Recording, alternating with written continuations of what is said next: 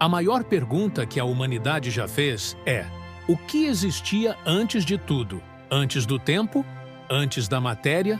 Antes da luz? A Bíblia não começa com "era uma vez". Ela começa respondendo a esse mistério na lata. O texto afirma que antes do cronômetro universal começar a girar, já existia uma mente.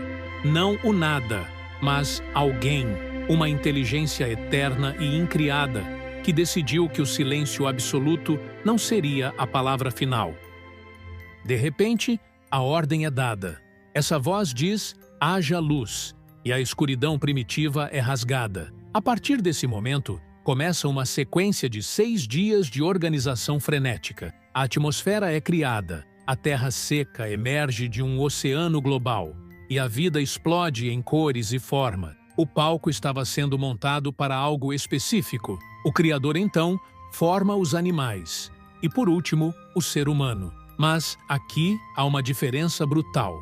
O homem e a mulher não são criados apenas para viver ali, mas para reinar. Deus os coloca em uma região geográfica real, cercada pelos rios Tigre e Eufrates. A vida deles era simples. Tinham acesso total, segurança absoluta e conexão direta com quem os criou. Não existia ansiedade, não existia morte, não existia medo, mas havia uma única regra nesse território. No centro do jardim, uma árvore funcionava como um teste de autoridade. A instrução era clara: podem comer de tudo, menos dessa aqui. Não era sobre a fruta, era sobre a hierarquia. Se comessem, estariam declarando independência, dizendo que sabiam governar melhor que o próprio Criador. A consequência seria fatal. A morte entraria na história. Tudo parecia sob controle, mas na borda desse paraíso, uma criatura astuta observava, sabendo que a melhor forma de destruir aquele reino não era com uma guerra, mas com uma dúvida. E é exatamente isso que vamos desenrolar agora. Neste vídeo, você vai descobrir as respostas para as perguntas que todo mundo faz, mas poucos entendem. O que realmente existia antes do mundo começar? Já te dei um spoiler, mas vai além. Por que, se tudo foi criado perfeito, hoje existe tanto mal, doença e sofrimento? A decisão de comer aquele fruto foi apenas o detonador. Em questão de horas, a vergonha entrou, a culpa separou o casal e eles foram expulsos para um mundo hostil, onde a sobrevivência exigia suor e sangue. Mas, se você acha que o problema parou na desobediência de Adão e Eva, espere para ver a primeira geração nascida fora dos portões. O colapso moral foi instantâneo e brutal. O primeiro bebê humano da história, Caim, cresceu para se tornar não apenas um agricultor, mas o primeiro assassino em série de um homem só. E o motivo não foi território ou dinheiro, foi religião. Ele e seu irmão, Abel, ofereceram sacrifícios a Deus. Abel trouxe um cordeiro, entendendo que o pecado exigia uma vida em troca. Caim trouxe vegetais, o fruto do seu próprio esforço. Quando Deus rejeitou a oferta de Caim, o ego dele não suportou. Ele atraiu o irmão para o campo. Não havia armas de fogo na época. Então, imagine a brutalidade física necessária para tirar a vida de outro homem usando uma pedra ou um pedaço de madeira. O sangue de Abel tocou o chão, e a terra, que antes produzia vida, agora bebia morte. Caim foi marcado e exilado, mas aqui acontece algo que a maioria das pessoas ignora. Ele não foi viver isolado em uma caverna como um selvagem. Ele fundou a primeira cidade da história. Pense na ironia disso. A civilização humana, com suas muralhas, sistemas e segurança, foi inaugurada pelo primeiro criminoso da humanidade. Seus descendentes não eram primitivos. A Bíblia descreve que eles desenvolveram rapidamente a metalurgia, forjando bronze e ferro, e criaram instrumentos musicais complexos. A tecnologia avançava rápido, mas a moralidade regredia na mesma velocidade. Poucas gerações depois, surge um homem chamado Lameque. Ele quebrou o padrão do casamento original, tomando 2 esposas para si, e ficou famoso por escrever a primeira poesia registrada na história. Mas não era um poema de amor, era uma confissão de assassinato, onde ele se gabava para suas esposas de ter matado um jovem apenas por tê-lo ferido. A violência tinha deixado de ser um crime para virar cultura, celebrada e musicada. O mundo estava cheio de cidades fortificadas, ferramentas de ferro e arte, mas estava absolutamente podre por dentro. A humanidade tinha se tornado uma máquina de guerra eficiente, e o Criador olhava para baixo, vendo que a única solução possível seria um reset total do sistema. Esse reset não seria diplomático. A decisão foi radical: limpar o tabuleiro completamente. O dilúvio não seria apenas chuva, seria uma desconstrução geológica. Mas havia um homem que nadava contra a corrente. Noé recebeu um projeto de engenharia que desafiava a lógica: construir uma caixa de madeira colossal, com o tamanho de um transatlântico moderno, longe de qualquer mar. Durante décadas, ele e seus filhos cortaram árvores e montaram essa estrutura, enquanto a sociedade ao redor continuava brutal e indiferente. Então, os animais começaram a chegar, guiados por instinto, e a porta maciça da arca foi fechada por fora. As fontes do abismo se romperam. A água subiu até cobrir as montanhas mais altas. Tudo o que respirava fora daquele barco de madeira morreu. Quando a água baixou meses depois, a família de Noé saiu para um mundo silencioso e vazio. Era um recomeço. Deus fez uma aliança, colocando um arco-íris no céu como assinatura de que nunca mais destruiria o mundo com água. Mas o coração humano não tinha mudado. Séculos se passaram, a população cresceu e migrou para uma planície chamada Sinear. Em vez de se espalharem e povoarem a terra como Deus havia mandado, eles decidiram se aglomerar. Descobriram uma nova tecnologia: tijolos queimados e betume. Com isso, podiam construir mais alto e mais forte do que com pedras soltas. Eles disseram: vamos construir uma cidade e uma torre que toque nos céus, para fazermos um nome para nós mesmos. Era o orgulho humano tentando novamente ocupar o lugar divino. Agora, com engenharia avançada, Deus desceu para ver a construção. Ele viu que, se o povo continuasse unido com aquela motivação rebelde, nada seria impossível para ele. A intervenção foi cirúrgica. Em um momento, o mestre de obras pedia um tijolo e o operário entregava argamassa, sem entender uma palavra. A comunicação entrou em colapso. O caos linguístico parou a obra imediatamente. As pessoas se agruparam por idioma e se espalharam pelo mundo, abandonando a torre incompleta como um monumento ao fracasso da arrogância humana. As nações nasceram ali, divididas e confusas. Mas o plano de resgate não parou. Deus agora mudaria a estratégia. Em vez de lidar com toda a humanidade de uma vez, ele escolheria um único homem, um idoso vivendo no meio da idolatria, para começar uma nação exclusiva. Se você fosse começar uma nação do zero para salvar o mundo, provavelmente escolheria um general jovem ou um rei poderoso com exércitos prontos. A estratégia divina foi o oposto exato. O escolhido foi um homem de 75 anos, casado com uma mulher estéril, vivendo no conforto da antiga cidade de Ur, onde a lua era adorada como Deus. O nome dele era Abrão. A proposta que ele recebeu desafiava qualquer lógica de sobrevivência. Abandone sua terra, sua herança e a segurança do clã de seu pai para caminhar em direção a um lugar desconhecido. A promessa era que, através dele, todas as famílias da terra seriam abençoadas. Ele aceitou o risco. Trocou casas de tijolos por tendas no deserto de Canaã, tornando-se um nômade vulnerável em uma terra cheia de tribos hostis. Mas havia um problema biológico gritante. A promessa dizia que seus descendentes seriam incontáveis como as estrelas no céu noturno, mas a realidade mostrava uma tenda vazia. O tempo passou, a pele enrugou e a esperança virou desespero. Sara, sua esposa, cansada de esperar, sugeriu uma solução humana para um problema divino: usar sua serva egípcia para gerar um herdeiro. O resultado foi o nascimento de Ismael, trazendo conflito doméstico e rivalidade, não a paz prometida. Foi só quando Abrão tinha 99 anos e qualquer chance natural já tinha desaparecido que o milagre aconteceu. Isaque nasceu, o filho do riso. Mas a narrativa sofre uma guinada aterrorizante logo depois. A mesma voz que prometeu o menino agora pedia que ele fosse devolvido em um altar de sacrifício. Pai e filho subiram o Monte Moriá. A lenha foi arrumada, o garoto amarrado e a faca levantada. No último segundo, a mão de Abrão foi segurada. Deus proveu um carneiro preso nos arbustos para morrer no lugar do menino. A mensagem para aquela cultura antiga foi um choque. Esse Deus não queria sangue humano.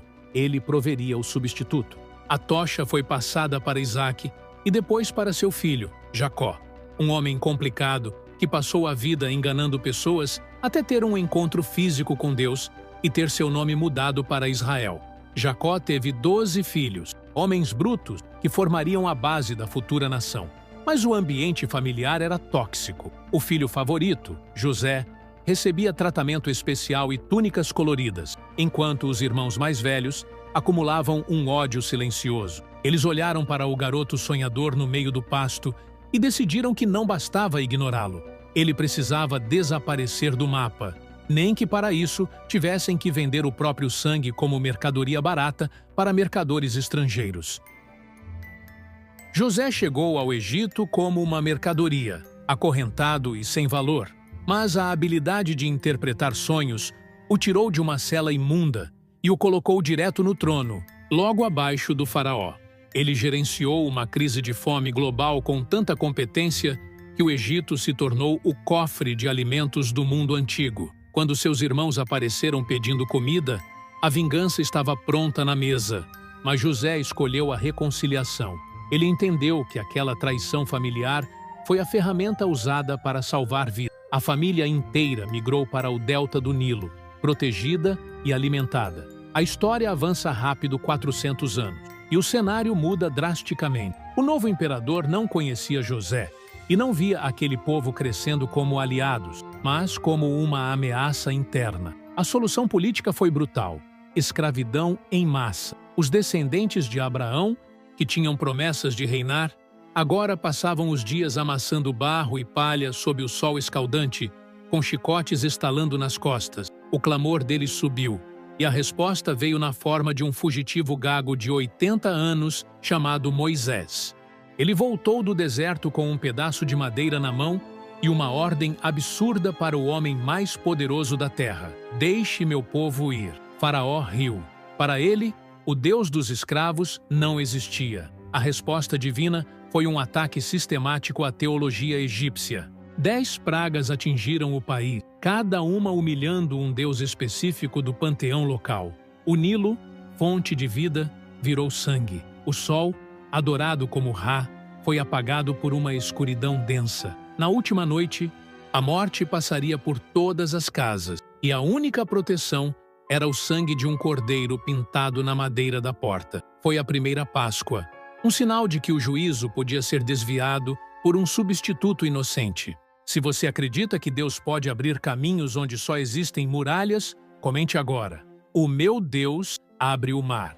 Eles saíram, mas Faraó mudou de ideia. 600 carros de guerra, a tecnologia militar de ponta da época, perseguiram os ex-escravos até a beira do Mar Vermelho. Era um beco sem saída. Água na frente, espadas atrás. A lógica dizia que o massacre era certo. Foi quando o vento soprou e o impossível aconteceu. O mar se rasgou ao meio, formando paredes líquidas. O povo atravessou a pé enxuto, e quando o exército egípcio tentou seguir, as águas colapsaram, afogando a maior força militar do mundo. Eles estavam livres, mas agora tinham outro problema. Eram uma multidão de milhões no meio de um deserto hostil, sem leis, sem governo e prestes a descobrir que a liberdade exige regras rígidas para não virar caos. Sair do Egito foi a parte fácil. O pesadelo foi tirar o Egito de dentro das pessoas. A multidão acampou na base de uma montanha de granito chamada Sinai, onde o céu escureceu e trovões fizeram o chão tremer. Não era uma reunião religiosa pacífica, era um encontro aterrorizante com a santidade absoluta. Ali, eles receberam os 10 mandamentos, não como uma lista burocrática de restrições, mas como um espelho moral. A lei mostrava o padrão de perfeição exigido, mas também revelava o quanto eles estavam quebrados. Antes mesmo de Moisés descer com as tábuas de pedra, o povo já estava adorando um bezerro de ouro no vale, provando que a liberdade sem caráter vira anarquia em questão de dias. O dilema era mortal. Como um Deus perfeitamente justo poderia habitar no meio de um povo rebelde sem consumi-los? A solução foi um sistema de engenharia espiritual chamado tabernáculo. Era uma tenda portátil, coberta de peles, onde o céu tocava a terra. Mas a entrada tinha um preço alto. O pecado exigia pagamento, e a moeda era a vida. Touros e bodes eram degolados diariamente, e o cheiro de sangue e incenso impregnava o acampamento. A lógica era brutal, mas necessária. Um inocente morria para que o culpado pudesse viver.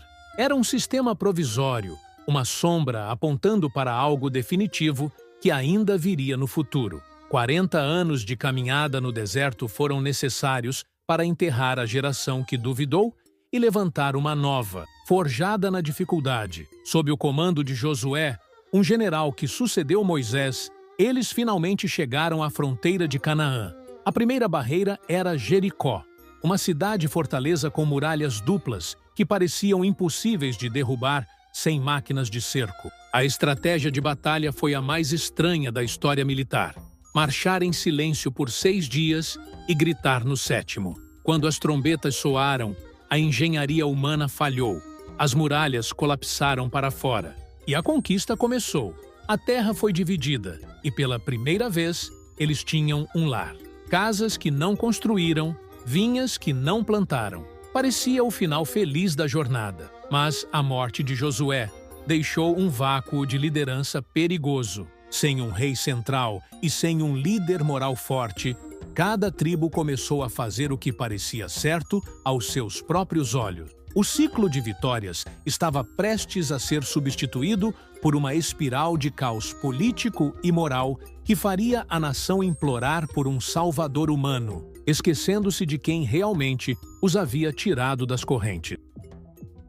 Sem uma autoridade central, Israel mergulhou em 300 anos de anarquia tribal. O livro de Juízes descreve uma espiral de violência, onde a moralidade era decidida pela conveniência pessoal. Quando a opressão de inimigos com carros de ferro se tornava insuportável, Deus levantava um libertador militar.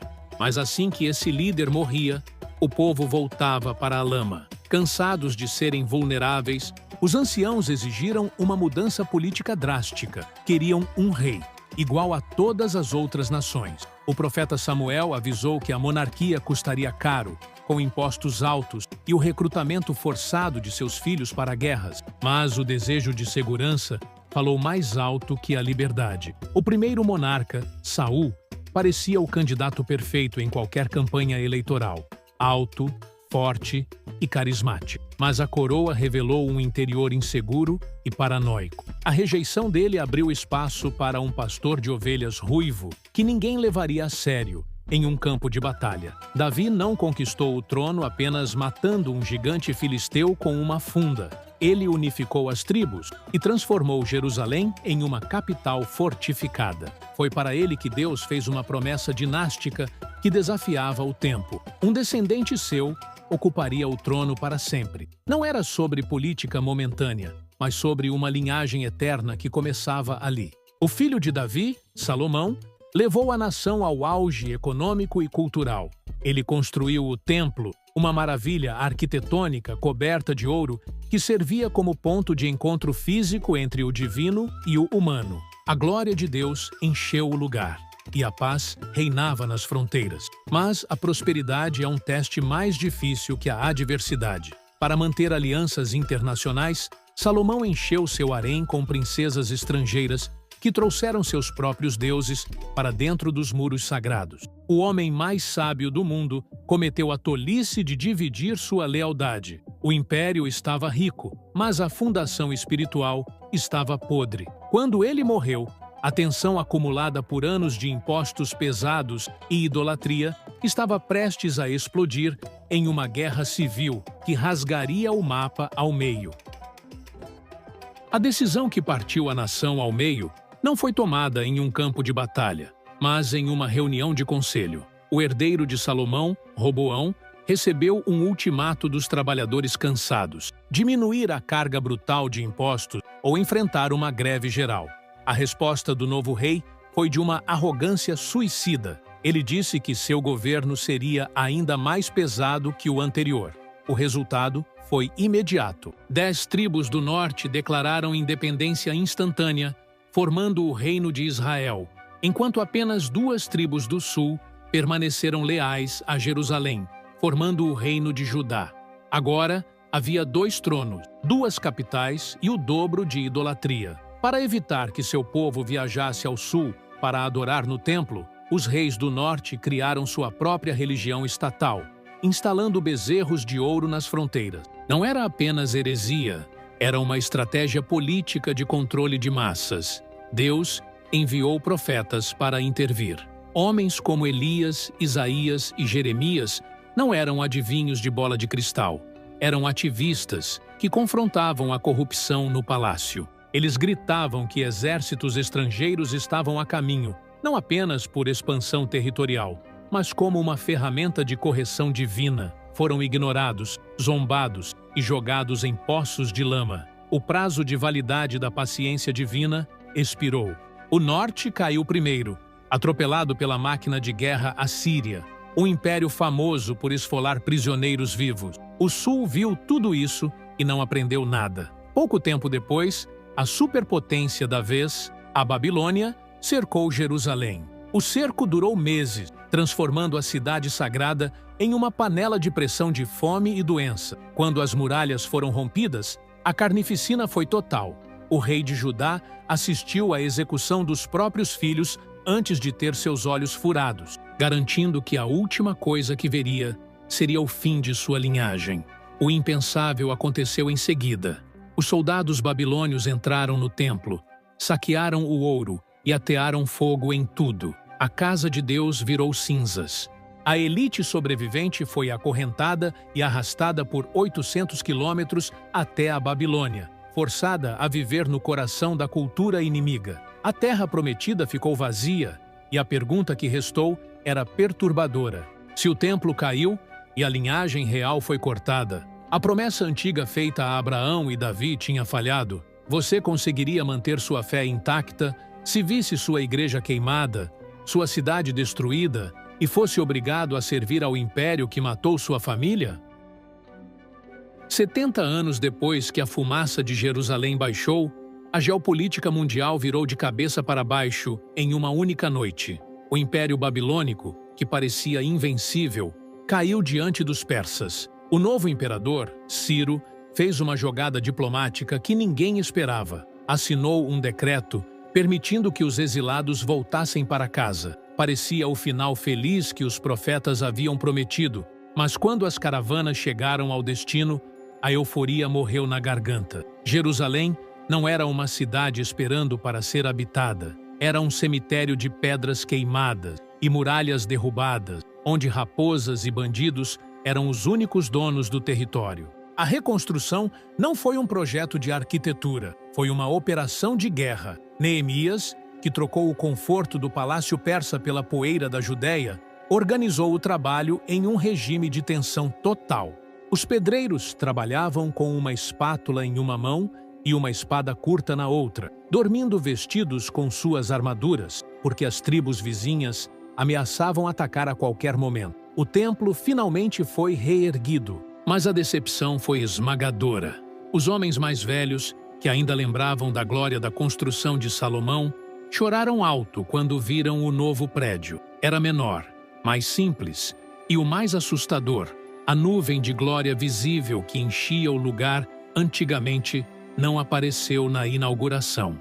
A estrutura estava lá, mas a sensação era de que algo vital ainda faltava. Então, começou a fase mais angustiante de toda essa história. O profeta Malaquias entregou uma última mensagem de alerta e, depois disso, o transmissor divino foi desligado. 400 anos se arrastaram sem uma única voz profética, sem milagres, sem novas escrituras. Foi um vácuo espiritual absoluto. Enquanto o céu estava mudo, a terra tremia com a marcha de novos impérios. A cultura grega invadiu a região, forçando uma modernização à força, e logo depois, as legiões de Roma chegaram para ficar.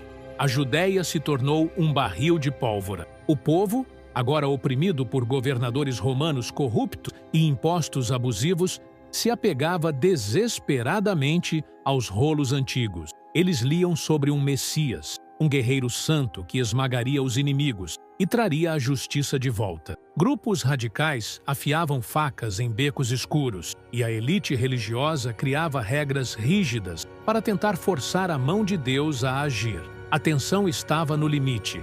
O mundo antigo prendia a respiração esperando um leão rugir e devorar os romanos, sem fazer ideia de que a resposta viria de um lugar irrelevante, na forma mais frágil possível. A expectativa era de um general montado em um cavalo branco, alguém que quebrasse os dentes de Roma com uma espada de ferro. Mas a resposta divina à tensão de 400 anos foi desconcertante. O libertador não nasceu em um palácio fortificado, mas em um abrigo de animais, nos fundos de uma hospedaria lotada, em uma vila insignificante chamada Belém. Cresceu como um trabalhador braçal, cheirando a serragem e suor, em uma região que a elite religiosa considerava atrasada. Quando esse carpinteiro, Jesus, largou as ferramentas aos 30 anos para começar seu movimento, ele não recrutou soldados. Chamou pescadores rudes e cobradores de impostos odiados para formarem seu gabinete oficial. O discurso dele era um choque cultural absoluto. Enquanto os zelotes queriam degolar os romanos, ele ordenava amar os inimigos. Enquanto os fariseus mediam santidade por regras externas de lavagem de mãos, ele dizia que o problema real estava na intenção do coração. Mas não eram apenas palavras bonitas. Ele tinha autoridade sobre a matéria. Cegos enxergavam, tempestades paravam com uma frase, e funerais eram cancelados porque o morto se levantava do caixão. A popularidade explodiu, mas o perigo também. Para o Sinédrio, o Tribunal Supremo Religioso, ele não era um salvador. Era uma ameaça política que desestabilizaria a frágil paz com o império. A conspiração foi rápida e suja. Um de seus amigos próximos vendeu a localização dele pelo preço de um escravo. Jesus foi preso à noite, julgado em um processo ilegal, cheio de falsas testemunhas, e entregue ao governador romano, Pilato. O império não encontrou crime nele, mas cedeu à pressão da multidão. A execução foi brutal. Ele foi açoitado até a carne rasgar e pregado em uma cruz, a punição reservada para terroristas e escravos rebeldes. Ali, suspenso entre o céu e a terra, aconteceu o evento central de toda a narrativa bíblica. O céu escureceu ao meio-dia. Enquanto o sangue escorria, ele não pediu vingança, pediu perdão.